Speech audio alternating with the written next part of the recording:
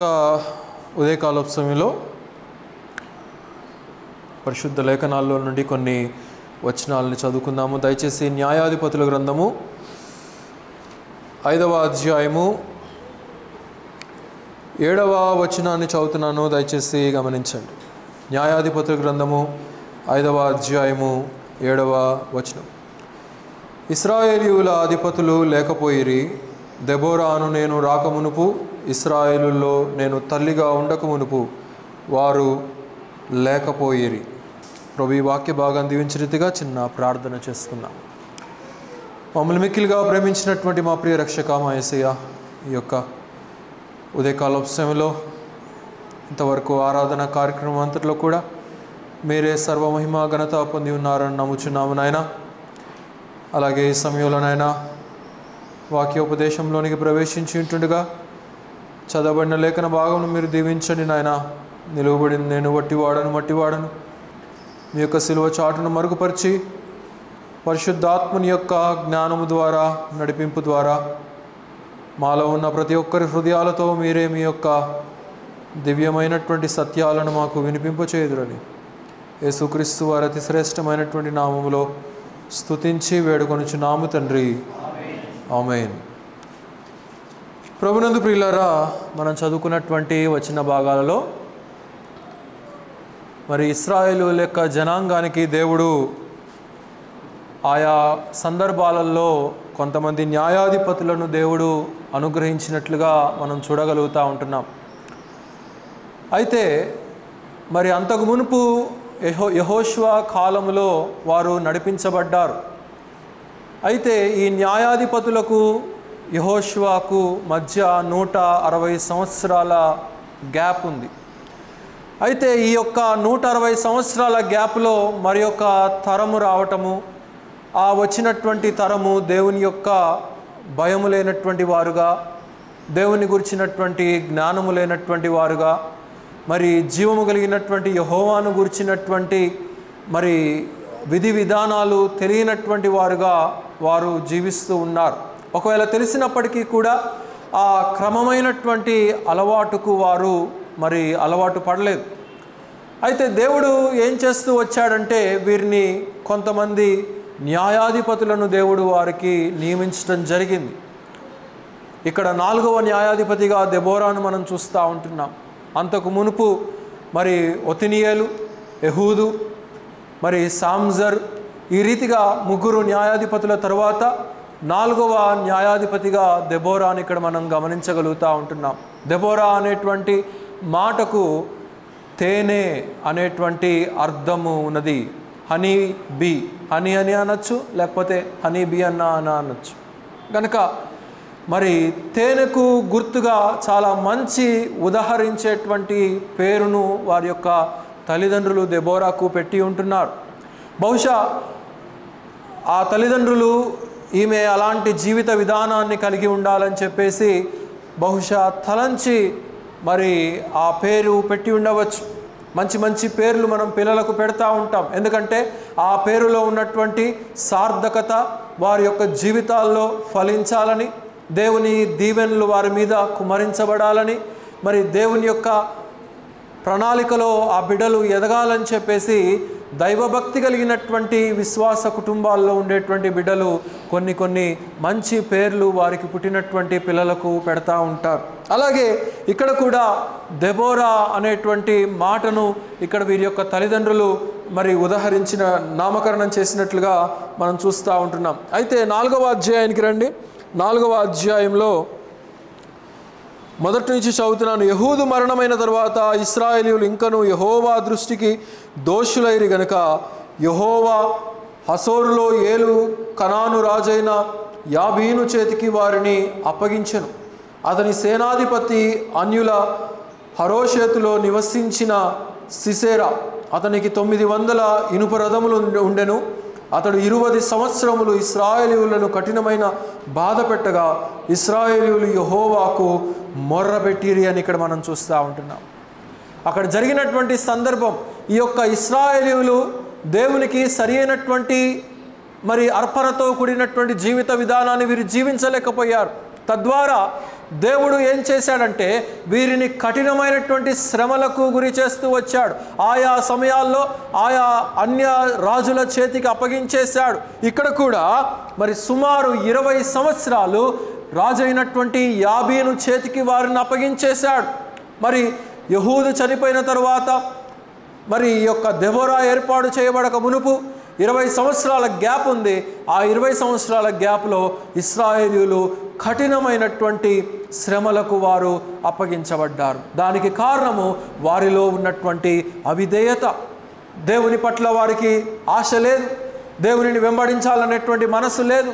మరి అంతకు మునుపు వారి యొక్క పితరులు ఆచరించినటువంటి పద్ధతులను వారు ఫాలో అవ్వాలని కానీ, మరి జీవము కలిగినటువంటి దేవునిని ఆశ్రయించాలని కానీ ఈ నేటి తరానికి లేకపోవటాన్ని బట్టి దేవుడు కూడా అలసట చెంది వారిని శత్రువుల చేతికి అప్పగించినటువంటి తత్వాన్ని ఇక్కడ మనం గమనించగలుగుతూ ఉంటున్నాం ప్రియులారా.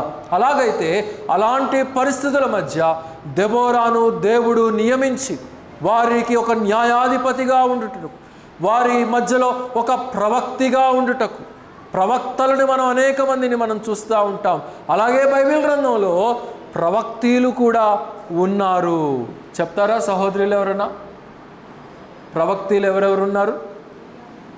మిరియాము, ఇంకా అమ్మా అన్న, ఓకే, ఇంకా ఫిలిప్పీ కుమార్తెలు 4, ఇంకా నోవాదియా 2వ రాజుల గ్రంథం, అలాగే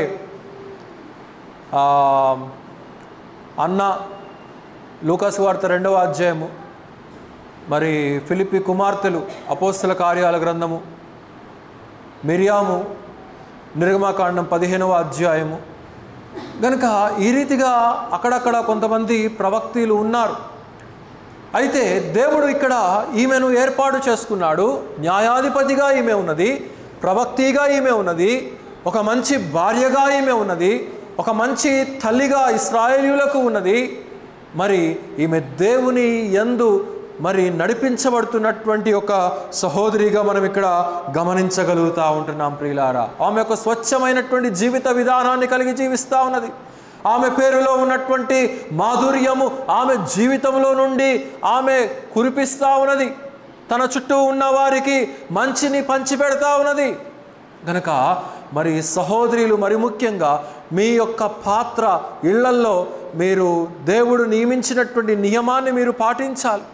దేవుడు మిమ్మల్ని ఏ స్థానంలో ఉంచాడో అలాంటి స్థానంలో మీరు దైవభక్తి కలిగినటువంటి స్త్రీలుగా, మంచి ప్రవర్తన కలిగినటువంటి స్త్రీలుగా, మరి కుటుంబానికి యోగ్యకరమైనటువంటి వారుగా మీరు ఎదగవలసినటువంటి వారై ఉంటున్నారు ప్రియులారా. అయితే ఈమె లెప్పిదోతుకు భార్యగా ఉన్నది. 4వ అధ్యాయం 4వ వచనం చూడండి. ఆ కాలమున లప్పిదోతునకు భార్య అయిన దెబోరా అను ప్రవక్తి ఇశ్రాయేలులకు న్యాయాధిపతిగా ఉండెను అని ఇక్కడ మనం చూస్తూ ఉంటున్నాం. ఎవరు ఈమె భర్త? ఎవరు? లెప్పిదోతు. లెప్పిదోతు అనేటువంటి మాటకు అర్థము ఫైర్ లేక వెలుగు. భర్తను కిరీటముగా ధరించుకున్నటువంటి భార్య.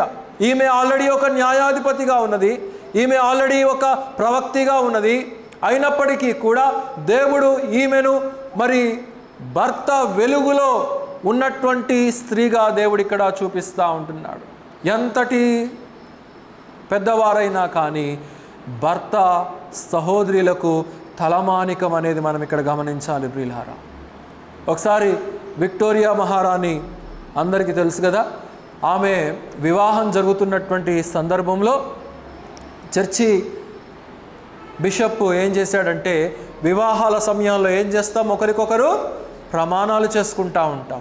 ఆ ప్రమాణాలు చెప్పుకుంటూ ఉంటున్నప్పుడు ఆ బిషప్ ఈ మాట చెప్పించవలసినటువంటి పరిస్థితి ఏర్పడింది. నేను నా భర్తకు లోబడి ఉంటాను అనే చెప్పించవలసినటువంటి సందర్భంలో కొంచెం తటపటాయిస్తూ ఉంటున్నాడు. ఈమె అప్పటికే మహారాణిగా ఉన్నది.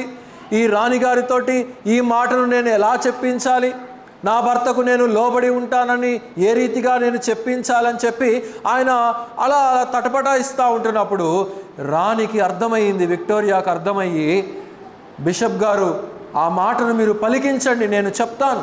ఈ దేశానికి నేను మహారాణినే కావచ్చు, కానీ నా ఇంటిలో నా భర్త నాకు యజమాని, ఆ యజమానికి నేను లోబడి ఉండవలసినటువంటి బాధ్యత నా మీద ఉన్నది అని చెప్పేసి ఆమె అక్కడ బిషప్కు జవాబిచ్చినట్లుగా చరిత్ర మనకు తెలియచేస్తూ ఉన్నది. ఆ రీతిగా చక్కగా విక్టోరియా ఆల్బర్ట్స్ యొక్క వివాహం జరిగింది. కనుక ఇక్కడ కూడా మరి ఆ యొక్క వెలుగు సంరక్షణలో ఈమె ఉంటూ, ఈమె కూడా దేవుని ద్వారా నడిపించబడుతూ ఒక న్యాయాధిపతిగా ప్రజలందరికీ కూడా న్యాయము తీర్చేదిగా ఉంటున్నట్లుగా మనం గమనించగలుగుతూ ఉంటున్నాం. అలాగైతే భర్త ఒక సూర్యునిలాగా ఒక వెలుగును ప్రకాశిస్తూ ఉంటుండగా, భార్య ఒక చంద్రునిలాగా ఆ యొక్క వెలుగు కిరణాలను తన మీద ఉంచుకొని ఆమె కూడా ప్రకాశించవలసినటువంటి వారై ఉంటున్నారు. కనుక సూర్యునిలాగా ప్రకాశించమని కాదు, ప్రకాశించమన్న పాస్టర్ గారు చెప్పారు, సూర్యునిలాగా సూర్యుని కిరణాలు ప్రకాశించమంటున్నాయి కదా అని చెప్పేసి లేనిపోయింది మీరు కూడా బగ్గుమని మండారు సూర్యునిలాగా ఇళ్ళకు పోయి. కాబట్టి ఆ చల్లని మాధుర్యము, ఆ చల్లని ప్రేమ, ఆ చల్లని వెన్నెల యొక్క కాంతిని మీరు మీ యొక్క జీవితాల్లో, మీ యొక్క కుటుంబాల్లో, మీ యొక్క భర్త పట్ల, మీ యొక్క బిడల పట్ల, మీ యొక్క కుటుంబ సభ్యుల మధ్య మీరు జీవించవలసినటువంటి వారై ఉంటున్నారు. అలాగైతే ఇక్కడ కూడా ఈమె అలాంటి అలవాటు కలిగినటువంటిదిగా మనం ఇక్కడ గమనిస్తూ ఉంటున్నాం. కనుక ఈమె మంచి న్యాయాధిపతిగా ఆ యొక్క బేతేలునకు రమాతియకు మధ్యలో ఉండి, ఆ యొక్క రమ అనబడినటువంటి మాటకు అర్థము ఎత్తైనటువంటి ప్రదేశము, సుమారుగా గలిలయ సముద్రానికి 11 మైళ్ళ పశ్చిమన ఆ యొక్క తాబోరు పర్వతమున్నది. ఆ ఎత్తైనటువంటి శిఖరము సుమారుగా 1843 అడుగుల ఎత్తులో నివసిస్తున్నటువంటి ఆ ప్రాంతము మధ్యలో ఉండి ఆమె ఆ యొక్క ప్రజలకు, ఇశ్రాయేలీయులకు వారు జీవించవలసినటువంటి క్రమము, వారు దేవునిలో ఎదగవలసినటువంటి క్రమము, వారు దేవునిలో జీవించవలసినటువంటి క్రమము, అప్పటి వరకు దేవుని మార్గములో తప్పిపోతున్నటువంటి ప్రజలను వారిని సవరిస్తూ ఉంటున్నట్లుగా మనం గమనిస్తూ ఉంటున్నాం. మరి యొక్క సందర్భంలో దెబోరా అనబడినటువంటి మాట ఉపయోగించబడింది. ఆదికాండం 35వ అధ్యాయంలో మీరు సొంతగా చదువుకోండి. అక్కడ రిబ్కా యొక్క దాది అయినటువంటి దెబోరా మనకు అక్కడ కనబడుతుంది. బైబిల్ గ్రంథంలో 2 సందర్భాలు, ఆదికాండంలో అక్కడ ఒక దాది అయినటువంటి దెబోరా, మరలా ఇక్కడ న్యాయాధిపతుల గ్రంథంలో ఒక దెబోరా మనకు కనబడుతుంది. ఆమె సింధూర వృక్షం క్రింద ఆమె పాతి పెట్టబడింది అనుకోండి. ఈమె సరళ వృక్షము క్రింద ఉండి అక్కడ న్యాయాధిపతిగా ఉండి ఆమె తీర్పు తీరుస్తున్నట్లుగా మనం ఇక్కడ గమనించగలుగుతూ ఉంటున్నాం. సరళ వృక్షము అన్నా, తామోరు వృక్షం అన్నా, లేక ఖర్జూర వృక్షము అన్నా, ఇవన్నీ కూడా ఒకే కోవకు చెందినటువంటి వృక్షాలు అనేది మనం ఇక్కడ గమనించాలి ప్రియులారా. అయితే సరళ వృక్షము, సరళ అనబడినటువంటి మాటకు అర్థము నీతి. గనుక నీతి నీడ క్రింద ఈమె ఉండి తీర్పు తీరుస్తూ ఉన్నది. గనుక నీతి కలిగినటువంటి తీర్పును తీరుస్తూ ఉన్నది. న్యాయాధిపతిగా ఈమె ఉన్నది. గనుక దేవుని సంరక్షణలో నాటబడినటువంటి ప్రతి ఒక్కరూ కూడా ఆ నీతిమంతుని యొక్క నీతి మనలో ప్రవహిస్తూ ఉన్నది అనేది మనం ఇక్కడ గుర్తుంచుకోవాల్సినటువంటి విషయం ప్రియులారా. అయితే ఈమె మంచి న్యాయాధిపతిగా ఉన్నది, మంచి ప్రవక్తిగా ఉన్నది, మంచి పాటలు పాడేటువంటిదిగా కూడా ఉన్నది. 5వ అధ్యాయం అంతా కూడా ఒక చక్కటి కీర్తన పాడుతూ దేవునిని ఆరాధిస్తున్నటువంటి దెబోరాగా మనం చూస్తూ ఉంటున్నాం.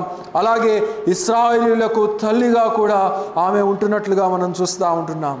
అయితే ఇక్కడ జరిగినటువంటి సందర్భానికి కనుక మనం వచ్చినట్లయితే, సిసేరా అనబడినటువంటి ఒక భయంకరమైనటువంటి సేనాధిపతి యొక్క కాడి క్రింద ఇశ్రాయేలీయులు నలగొట్టబడతా ఉంటున్నారు. రాజైనటువంటి యాబీను ఏర్పాటు చేసినటువంటి కమాండర్ 900 ఇనప రథములు కలిగినటువంటి వాడు, సైన్యము కలిగినటువంటి వాడు, బలమైనటువంటి వాడు ఈ యొక్క ప్రజలను అనేక సంవత్సరాలుగా నలగగొడతా ఉంటున్నాడు. ఇప్పుడు ట్రంప్ కనుక అనేక రకాలుగా ప్రపంచ దేశాలని ఏ రీతిగా అయితే నలగొట్టాలని ప్రయత్నిస్తూ ఉంటున్నాడో అంతకంటే మించినటువంటి శ్రమను ఆనాటి కాలంలో ఉన్నటువంటి ఇశ్రాయేలీయులు అనుభవించారు ప్రియులారా. దానికి కారణం వారి యొక్క అవిధేయతే. దానికి కారణం వారిలో ఉన్నటువంటి భ్రష్టమైనటువంటి జీవితము. ద్వితీయోపదేశ కాండం త్రిప్పండి, 32వ అధ్యాయము 16వ వచనం చదవండి. ద్వితీయోపదేశ కాండము 32వ అధ్యాయము 16వ వచనం.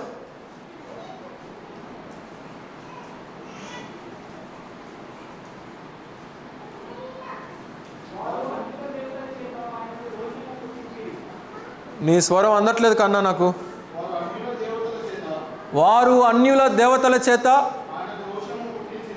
ఆయనకు రోషము పుట్టించిరి, ఆయనను కోపింపచేసిరి, తాము ఎరగని దేవతలకు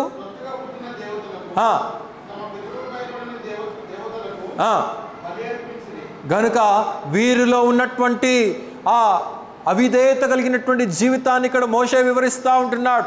వీరు సత్యదేవుని ద్వారా విమోచించబడినటువంటి వారుగా ఆ యెహోవా దేవుణ్ణి ఆరాధించవలసినటువంటి వారు. దేవుడు ఇశ్రాయేలీయుల పట్ల అనేక సంవత్సరాలు దేవుడు చేసినటువంటి అనేకమైనటువంటి మేళ్లను వారు జ్ఞాపకం ఉంచుకోవలసినటువంటి వారు. Yet they were unfaithful towards God. దేవుని పట్ల వారు అవిశ్వాసము కలిగినటువంటి జీవితాన్ని వారు జీవించారు. జీవించటం మాత్రమే కాదు, అన్య దేవతలను వారు తీసుకొని వచ్చారు, అన్య సాంప్రదాయాలను వారు తీసుకొని వచ్చారు, అన్య దేవతలను వారు ప్రతిష్ఠించుకున్నారు. అన్య దేవతలను ప్రతిష్ఠించడం మాత్రమే కాదు, కానీ ఆ అన్య దేవతలకు ఏమర్పించారు? బలులను అర్పించారు. నిజమైనటువంటి దేవుని ఎదుట బలిపీఠము మీద వారు బలిని అర్పించవలసినటువంటి వారు. వారి యొక్క పాపాలకు, వారి యొక్క అవిధేయతకు వారు క్షమాపణ పొందవలసినటువంటి వారు. అలాగ చేయకుండా వారు మానక ఆ యొక్క అవిశ్వాసమైనటువంటి జీవితం ద్వారా, అన్యమైనటువంటి బలి అర్పణలు అర్పించడం ద్వారా, కానటువంటి బలలు, కాని ఆరాధన, కాని విషయాలన్నీ కూడా వారు ప్రవర్తిస్తూ రావటం వలన దేవుడు వారిని ఏం చేశాడంట? అన్య జనాంగాలకు అప్పగించేసినట్లుగా మనం చూస్తూ ఉంటున్నాం. అలాగే దేవుడు ఇక్కడ కూడా యాబీను కాడి క్రిందకు వారు అప్పగించేసినట్లుగా మనం చూస్తూ ఉంటున్నాం. అయితే సిసేరా చాలా క్రూరమైనటువంటి వాడు, కఠినమైనటువంటి దాస్యత్వాన్ని వారి మీద కుమ్మరిస్తున్నట్లుగా మనం చూస్తూ ఉంటున్నాం. గమనించండి ప్రియులారా, నేడు కూడా సాతానుడు అనేక మందిని, దేవుని యొక్క మార్గము ఎరగనటువంటి వారిని, దేవుని యొక్క సత్యమైనటువంటి ప్రవర్తనలో ప్రవర్తించినటువంటి వారిని, దేవుడి యొక్క కట్టడలు ఎరిగి ఉన్నప్పటికీ కూడా దాని ప్రకారమైనటువంటి విశ్వాస అనుభవము లేనటువంటి వారిని తన కాడి క్రింద ఉంచుకుంటూ ఉంటున్నాడు, తన దాస్యత్వము క్రింద ఉంచుకుంటూ ఉంటున్నాడు. వాడు మోయలేనటువంటి ఆ యొక్క కాడిని, ఆ యొక్క శ్రమను, ఆ యొక్క వేదనను, ఈ లోకపు పాప మాలిన్యమును వారి మీద ఉంచి దేవునికి దూరముగా వాడు తీసుకొని వెళ్తున్నాడు అనే సత్యాన్ని మనం ఇక్కడ గమనించాలి ప్రియులారా. అలాగైతే వీరు అలాంటి పరిస్థితుల్లోనే ఉంటున్నారు. నేడు దేవునిని ఎరగనటువంటి వారు, ఎరిగి ఉన్నప్పటికీ కూడా అవిధేయకరమైనటువంటి జీవితాన్ని జీవించేవారు, దేవునితో సరి అయినటువంటి సత్సంబంధము, సహవాసము, ప్రార్థనా అనుభవము, రొట్టెల రసాలు విరిచేటువంటి అనుభవము, ఆరాధించేటువంటి అనుభవము లేనటువంటి ప్రజలు, క్రైస్తవులు అనబడినటువంటి వారు నేడు అనేక మంది ఉంటున్నారు. అప్పుడు ఏం చేస్తాడంటే దేవుడు కొన్ని శ్రమలకు అప్పగించేస్తూ ఉంటాడు. వారు మరలా దేవుని మార్గంలోనికి రావాలని, వారు మరలా దేవుని సహవాసానికి రావాలని, వారు మరలా దేవునిని ప్రేమించేవారుగా ఉండాలని. ఎందుకు సంఘానికి శ్రమ? ఎందుకు ప్రపంచంలో క్రైస్తవులు అనబడినటువంటి వారు ఆయా కాలాలలో నలగగొట్టబడుతూ ఉన్నారు అనంటే, ఒకటి దేవుని మహిమార్థమై అన్నాయి కావాలి, లేదా మరి ఒకటి వారు బుద్ధి తెచ్చుకోవడం కోసమైనా అయి ఉండాలి. ఈ రెండు విషయాల పట్ల దేవుడు కొన్ని సందర్భాల్లో మనల్ని అప్పగించేస్తూ ఉంటాడు. అలాగే ప్రజలను కూడా ఇక్కడ దెబోరా పలుకుతా ఉన్నది. గమనించండి, ఆమె పలకకు మునుపు, ప్రజలకు తెలియచేయక మునుపు ఒక చక్కటి మాట అంటా ఉంది. గమనించండి, 5వ అధ్యాయం 12వ వచనంలో, దెబోరా మేలుకొనుము, మేలుకొనుము, దెబోరా మేలుకొనుము, మేలుకొనుము, బారాకు కీర్తన పాడుము, అభినయము కుమారుడా లెమ్ము, చెరపట్టిన వారిని చెరపట్టుము అని అంటా ఉన్నది. ముందుగా తనను తాను, she's awakening her self, awake awake O Deborah. తనను తాను, ప్రజలను మేలు కొనప మునుపు తనను తాను మేలుకొనమంటుంది. అంటే నిద్రావస్థల స్థితిలో తను ఉన్నదని కాదు, కానీ షీఈస్ ఇన్స్పైరింగ్ ఎవ్రీవన్. గనుక ఆ పాపపు నిద్రలో మనం ఉంటున్నామా? దేవునికి అవిధేయతకరమైనటువంటి నిద్రలో మనం ఉంటున్నామా? దేవునికి అవిశ్వాసకరమైనటువంటి జీవితం అనబడినటువంటి నిద్రలో మనం ఉంటున్నామా? సాతానుడు వేసినటువంటి నిద్రలో మనం ఉంటున్నామా? మేలుకొనుము, మేలుకొనుము, నేడు దేవుని యొక్క సంగతులను నీవు తెలుసుకోమని చెప్పి మాట్లాడుతూ ఉన్నది. కనుక Deborah, she's awakening her self and she's inspiring all the Israelites. Israel జనాంగాన్ని తాను ప్రేరేపిస్తూ ఉన్నది. బారాకు ఆయన కూడా ఒక లీడర్గా అక్కడ ఉంటున్నాడు. కనుక అక్కడ యుద్ధము జరిగించటానికి అందరినీ కూడా ప్రేరేపించి జబులూను, నఫ్తాలి అనబడినటువంటి ప్రాంతములలో నివసిస్తున్నటువంటి ప్రజలు సుమారుగా 10,000 మందిని ఏర్పాటు చేయమని బారాకును ప్రేరేపించింది. బారాకు, ఇదిగో ఈ యొక్క అన్య జనాంగమైనటువంటి ఆ యొక్క సేనాధిపతి క్రింద మనం నలగొట్టబడుతున్నాం కదా, ఇక మనకు ఆ బాధ లేదు. దేవుడు మనల్ని విమోచించబోతూ ఉంటున్నాడు, దేవుడు మనల్ని విడిపించబోతూ ఉంటున్నాడు. ఇదిగో నీవు వెళ్ళి 10,000 మంది ప్రజలను నీవు ఏర్పాటు చేయి, సిద్ధము చేయి, యుద్ధము మనం చేయబోతున్నాం సిసేరాతో అని చెప్పి బారాకును ప్రేరేపించినటువంటి దెబోరాగా మనం ఇక్కడ గమనించగలుగుతూ ఉంటున్నాం ప్రియులారా. అయితే అక్కడ చాలా చక్కటి కాన్వర్జేషన్ జరుగుతూ ఉంటుంది వారిద్దరి మధ్య కూడా. ఆ దెబోరా పిలిచి బారాకుకు చెప్తా ఉంటే బారాకు అంటాడు, అమ్మా నీవు చెప్పినట్టు నేను చేస్తాను, కానీ నీవు నాతో పాటు వస్తే తప్ప నేను యుద్ధమునకు వెళ్ళను అని చెప్పి అంటాడు. నీ యొక్క సన్నిధి నాతో రావాలి, నీవు నాతో కూడా యుద్ధ భూమికి రావాలి అని చెప్పేసి బారాకు దెబోరాను మరి అడుగుతున్నట్లుగా మనం చూస్తూ ఉంటున్నాం. ఈ మాటలు మనం వింటూ ఉంటే మనకు మరి ఒక సందర్భంలో మరి ఒక ఇద్దరు వ్యక్తుల మధ్య ఇదే సంభాషణ జరుగుతుంది. యెహోషువ మోషేల మధ్య కూడా అలాంటి సందర్భమే వచ్చినప్పుడు యెహోషువ కూడా అదే మాట అంటాడు, మోషే నీ యొక్క సన్నిధి నాతో పాటు కూడా రావాలి, ఇది నేను ఒక్కడిని చేయగలిగినటువంటిది కాదు, ఇది నా ద్వారా సాధ్యమవ్వగలిగినటువంటిది కాదు, నీ యొక్క తోడు, నీ యొక్క సహవాసము, నీ యొక్క సన్నిధి నాతో పాటు రావాలని చెప్పి యెహోషువ కూడా అడిగినటువంటి సందర్భాన్ని మనం జ్ఞాపకం చేసుకోవాలి ప్రియులారా. అలాగైతే నిద్రపోయినటువంటి స్థితిలో ఉంటున్నామా? సాతానుడు ఆ నిద్రావస్థలోనికి వెళ్ళిపోతున్నటువంటి పరిస్థితుల్లోనికి తీసుకొని వెళ్ళిపోతున్నాడేమో. యోనా కూడా ఓడ అడుగు బాగాన ఏం చేస్తున్నాడంట? నిద్రిస్తూ ఉంటున్నాడు. బయట జరిగేటువంటి అల్లకల్లోలము, బయట జరుగుతున్నటువంటి తుఫాను, బయట మునిగిపోతున్నటువంటి పరిస్థితులు వస్తున్నప్పటికీ కూడా, ఓడ బ్రద్దలైపోయేటువంటి పరిస్థితుల మధ్య ఉంటున్నప్పటికీ కూడా కొంతమంది మేలుకోరు. జీవితము అస్తవ్యస్తమైపోతున్నటువంటి పరిస్థితుల మధ్య కూడా ఈ ఇశ్రాయేలీయులు చేసినటువంటిది అదే. వారి మీద శ్రమ ఉంచినప్పుడు, వారు నలగొట్టబడతా ఉంటున్నప్పుడు అనేక సంవత్సరాలుగా వారి మీద అన్య జనాంగముల యొక్క శ్రమ వారి మీద ఉంటుండగా ఎప్పుడో ఆఖరికి వాళ్ళు కన్నులు తెరిచి ప్రభువా అని మొర్రపెట్టారు. మొరపెట్టిన ప్రతిసారి దేవుడు వారికి ఒక న్యాయాధిపతిని ఇచ్చాడు. న్యాయాధిపతిని దేవుడు వారికి అనుగ్రహించిన ప్రతిసారి కూడా వారు అన్య రాజ్యము నుండి వారు విడిపించబడ్డారు. మరలా కొంతకాలం అయ్యేసరికి మరి న్యాయాధిపతులు అనబడినటువంటి వారు ఎల్లకాలం ఉండరు కదా, వారికి కూడా కొంత వయసు ఉంటుంది, వారు చనిపోతారు. వారు చనిపోయిన మరుక్షణము మరలా ఈ యొక్క ప్రజలు ఎక్కడికి వెళ్ళిపోతున్నారు? అవిధేయతలోనికి వెళ్ళిపోతూ ఉంటున్నారు. అందుకే దేవుడు వారి మీద అంతటి కఠినమైనటువంటి శ్రమలను కురిపించవలసి వచ్చింది. ఎన్నిసార్లు చెప్పినా, ఎంతమంది న్యాయాధిపతులను దేవుడు వారికి అనుగ్రహించినా, ఎంతమంది నాయకులను దేవుడు వారి మధ్య ఉంచినా కానీ మాటి మాటికి వారి యొక్క అవిధేయతతో కూడినటువంటి జీవిత విధానాన్ని వారు కనుపరుస్తూ ఉంటున్నారు. అందుకే మేలుకొనుము, పోయి నిద్రపోతా లేచి నీ దేవునికి ప్రార్థన చెయ్యి. ఎంతసేపు నిద్రపోతారో ఒక్కొక్కరు మరి నాకైతే తెలియదు.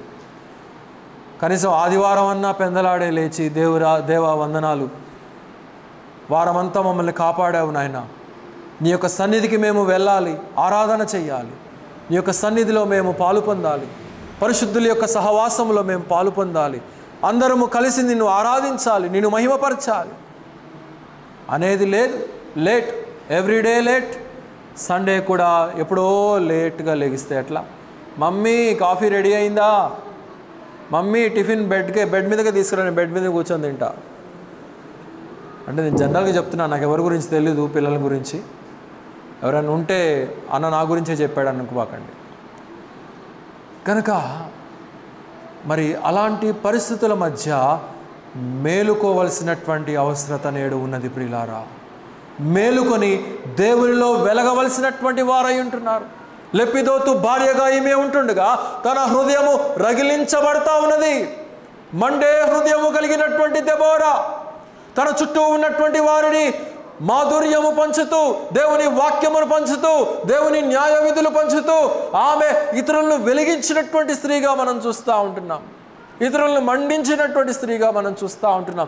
దేవుని కొరకు మండించినటువంటిదిగా మనం చూస్తూ ఉంటున్నాం. అంతేగాని కుటుంబాల మధ్య పొగబెట్టమని కాదు దాని యొక్క అర్థం. కనుక ఒక మాట చదవండి, 19వ కీర్తన 10వ వచనం. Psalm 19:10.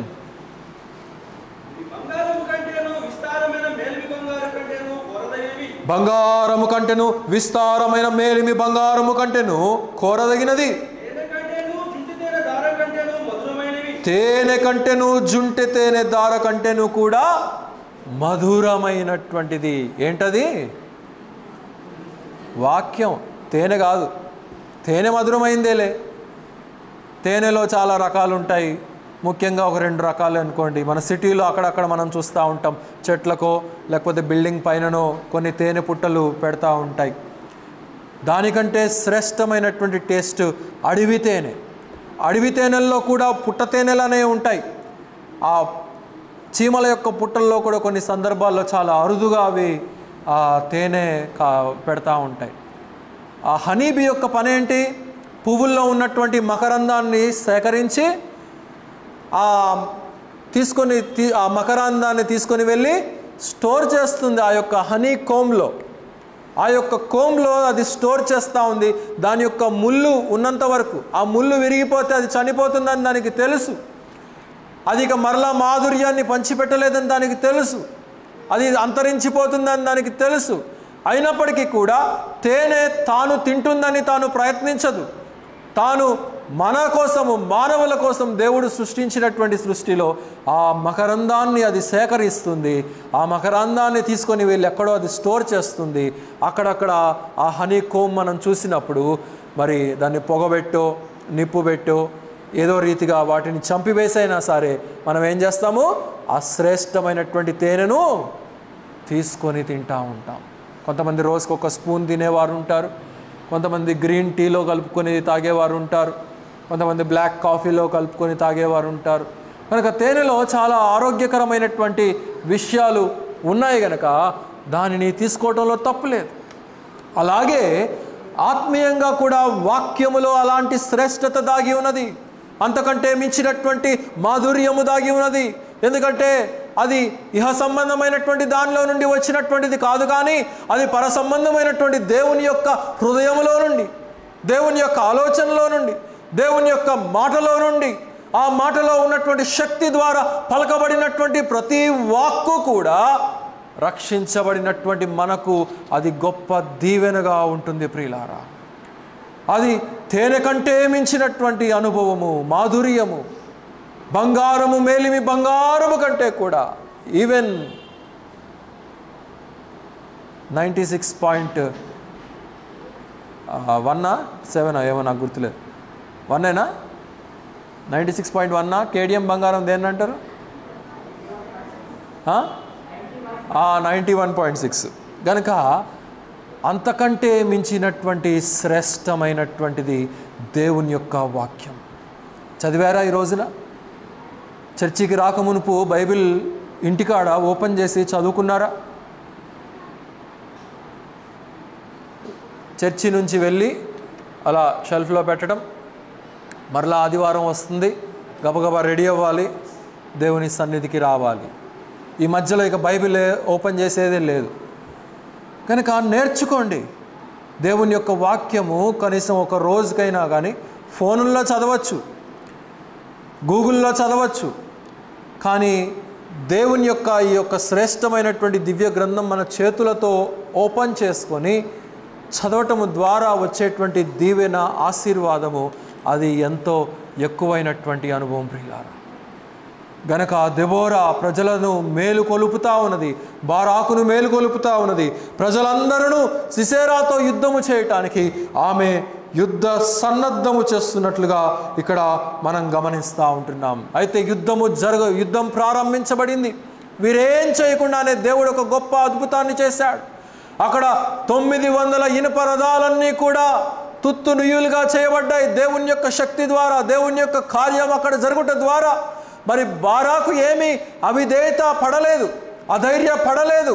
ఏమమ్మా అంత మహా గొప్ప సైన్యము, 900 మంది, 900 ఇనుప రథాలతో కూడినటువంటి సైన్యము, వారికి మరలా సహాయము చేయటానికి మరి అమ్మోనీయులు కూడా సహాయం చేయటానికి వారికి వచ్చారు. మరి ఇంతమంది జనాంగము మధ్య 10,000 మంది ఏం సరిపోతారమ్మా అని చెప్పి ఎదురు మాట్లాడినటువంటి వాడు కాడు బారాకు. దైవజనురాలు చెప్పి ఉంటుండగా, న్యాయాధిపతి ప్రవక్తి చెప్పి ఉంటుండగా ఆ మాటకు లోబడ్డాడు.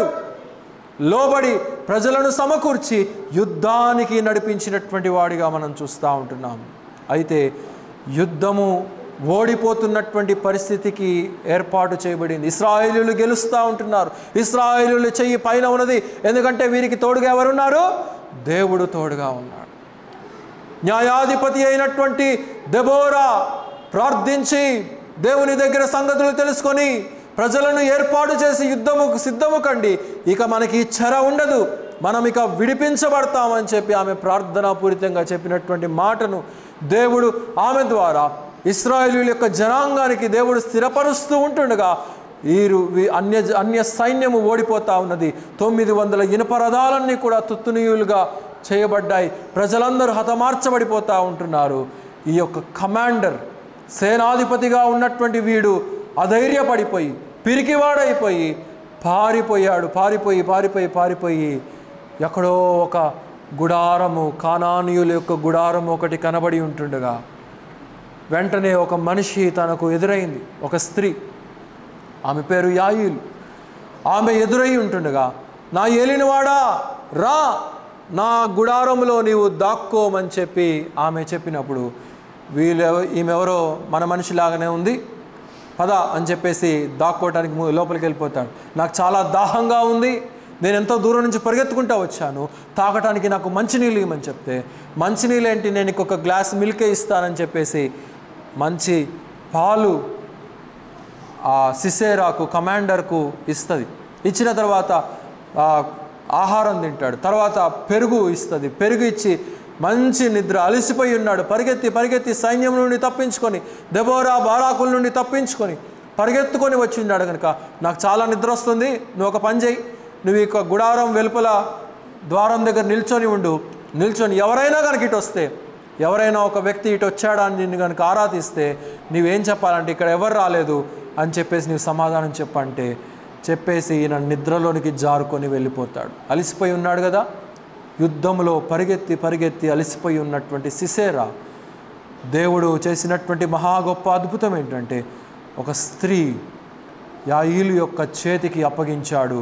ఆమె ఏం చేసిందంటే, ఈ గుడారాలు వేసేటప్పుడు ఆ టెంట్స్కి పెద్ద టెంట్ పెగ్స్ ఉంటాయి, పెద్ద ఇనుప చువ్వలు ఉంటాయి, సుమారుగా మన అరిచేయంత వెడల్పుగా పొడవు ఉండేటువంటి దానిని తీసుకొని మంచి పనిముట్లు, ఆ యొక్క బానిసలు ఉపయోగించేటువంటి పెద్ద హ్యామర్ ఒకటి తీసుకుంది.